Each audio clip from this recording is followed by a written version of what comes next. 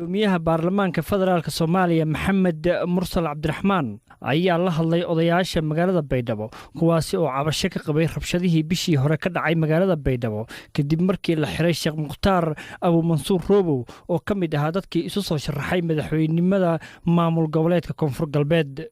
gudoomiye Mursal oo ay hareer fadhiyeen qaar ka mid ah xildhibaanada federaalka ee ka soo jeeda Baay iyo Bakool ayaa sheegay in isaga uu hormuud ka yahay xalka gaarista qalaasihii ka dhashay xarigii Mukhtaar Roobow.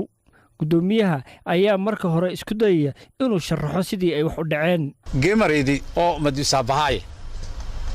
ya meeli wal ku qaldameen runtii eedana madaxweynaha mararka barjay markii warsataan eedda dad kale saareen qalad wali dhiyay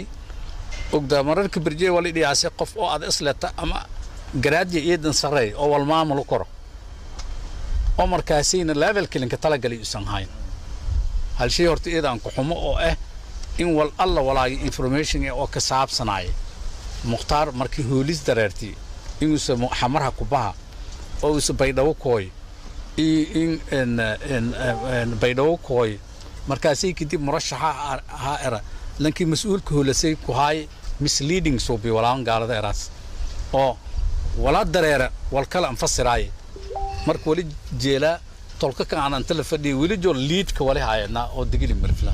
ilaa hadda leading role na haysatan arrin muujinaysa ilaa heerka ay dawladda federaalka diyaar u tahay inay xal ka gaarto mushkiladii ka dhacday Baydhabo ayaa waxa uu sharaxayaa gudoomiyaha tallaabooyinka isdabayaala ee qorshaysan. shalay arrin fayle ayaa la soo bi madaxweynihii oo South West isagoo is jirtaan 70 bilawka ay la qaaday qanoon xalay farax la iifado waayne tan higdo wali nagadaase sidii dadka dhamadii landaaway lahaay video lambiilahay walay dhaawac deeri landaaway lahaay Mukhtaar oo xaadir roogana uninoo ka saasan process ka dhaton markun ma ahan wax cusub in dawladda ay magdhow ka bixiso dad la laayay horeyna waxa ay magdhow uga bixisay dad la sheegay inay ku dhinteen duqeyn ka dhacday tuulada Bariire ee Shabeellada Hoose. warbixin ay soo saartay qaramada midoobay ayay ku sheegtay in ilaa 15 qof ay ku dhinteen rabshadihii Baydhabo iyada oo gudoomiye Mursalba uu sheegay in ergeygii qaramada midoobay Nicholas Haysom uu xilkiisa ku waayay arrimaha xariga Mukhtaar Roobow. si kastaba ha ahaatee madaxweynaha Soomaaliya Maxamed Cabdullaahi Farmaajo ayaa dhawaan kulan la yeeshay odayaasha magaalada Baydhabo.